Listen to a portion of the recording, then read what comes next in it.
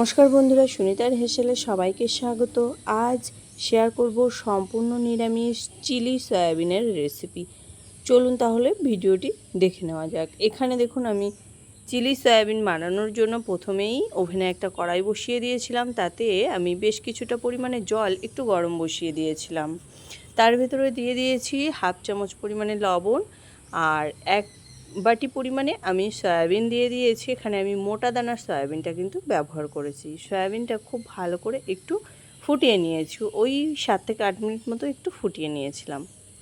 খুব ভালো করে ধুয়ে জল ঝরিয়ে নিয়েছি। এবার সয়াবিনটা একটু ম্যারিনেট করে নেব। তার জন্য আমি স্বাদ অনুযায়ী লবণ দিয়ে দিয়েছি, হলুদ গুঁড়ো দিয়েছি, একটু লঙ্কার গুঁড়ো দিয়ে দিয়েছি, আর দিয়েছি একটু আদা বাটা, একটু দিয়েছি টমেটো সস আর একটু সয়া সস,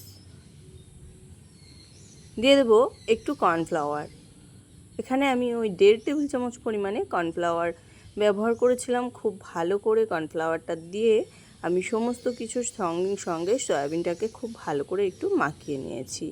এবার ওভেনে কড়াই বসিয়ে দিয়ে তাতে দিয়ে দিয়েছি পরিমাণ মতো একটু সাদা তেল।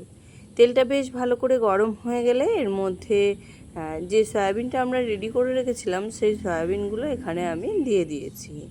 দেখুন, এখানে আমি সয়াবিনগুলো কিন্তু দিয়ে দিয়েছি। আর সয়াবিনগুলো দেওয়ার পরে কিন্তু হাই আছে খুব ভালো করে একটু ভেজে নিতে হবে।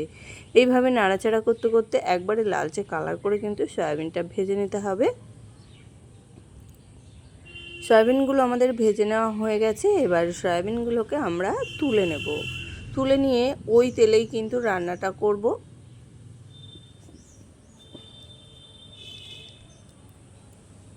তার জন্য তেলের মধ্যে আমি প্রথমেই দিয়ে দিয়েছি বেশ কিছুটা পরিমাণে আদা আর কাঁচা লঙ্কা বাটা। খুব ভালো করে আদা কাঁচা লঙ্কা বাটাটা একটু ভাজা হয়ে গেলে এর মধ্যে আমি কেটে রাখা ক্যাপসিকাম আর টমেটো দিয়ে দিয়েছি। এখানে একটা বড় সাইজের টমেটো আর ক্যাপসিকামের অর্ধেকটা পরিমাণে দিয়েই আমি এখানে একটু নাড়াচাড়া করে নিয়েছি। এবারে কিছু গুঁড়ো মশলা দিয়ে দেবো। এখানে রয়েছে একটু গরম মশলা গুঁড়ো, জিরে গুঁড়ো আর একটু কাশ্মীরি লঙ্কার গুঁড়ো দিয়েছি, স্বাদ অনুযায়ী লবণ, হলুদ, একটু গোলমরিচ গুঁড়ো দিয়েছি আর দিয়েছি স্বাদ অনুযায়ী একটু মিষ্টি। খুব ভালো করে মশলাটাকে একটু কষিয়ে নিয়েই এর মধ্যে দিয়ে দিয়েছি টমেটো সস, সয়া সস আর দিয়েছি একটু চিলি সস। সমস্ত সসগুলো দেওয়ার পরে খুব ভালো করে কিন্তু একটু কষিয়ে নিতে হবে। দেখুন, এখানে মশলাটা খুব ভালো করে কিন্তু কষিয়ে নিয়েছি। প্রায় 4 থেকে 5 মিনিট মতো মিডিয়াম আঁচে রেখে মশলাটাকে খুব ভালো করে একটু কষিয়ে নিয়েছি। এবার এর মধ্যে যে ভেজে রেখেছিলাম সয়াবিনগুলো, সেই সয়াবিনগুলো এখানে দিয়ে দিয়েছি। সয়াবিনগুলো দেওয়ার পরে কিন্তু একটু নাড়াচাড়া করে নিয়ে এখানে বেশ কিছুটা পরিমাণে আমি কর্নফ্লাওয়ার, 1 চামচ মতো কর্নফ্লাওয়ার আর বেশ কিছুটা জল দিয়ে একটু গুলে রেখেছিলাম দিয়ে দিয়েছি। এবার খুব ভালো করে একটু 4 থেকে 5 মিনিট মতো হাতে সময় নিয়ে একটু নাড়াচাড়া করে নিয়েছি।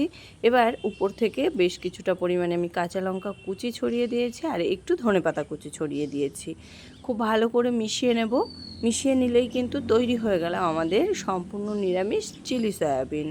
এটা যে কোনো নিরামিষের দিনে কিন্তু বানিয়ে নিতে পারেন। এটা ফ্রাইড রাইসের সঙ্গে খেতে ভীষণই ভালো লাগে। এছাড়া কিন্তু রুটি, লুচি, পরোটার সাথেও খেতে ভীষণই ভালো লাগে। কেমন লাগলো অবশ্যই কিন্তু কমেন্ট করে জানাবেন। ভালো লাগলে একটা লাইক করবেন আর সাবস্ক্রাইব করে পাশে থাকার অনুরোধ রইল। আজকের মতো এই পর্যন্তই। আবার দেখা হবে নতুন কোনো রেসিপি নিয়ে। ভালো থাকবেন, সুস্থ থাকবেন।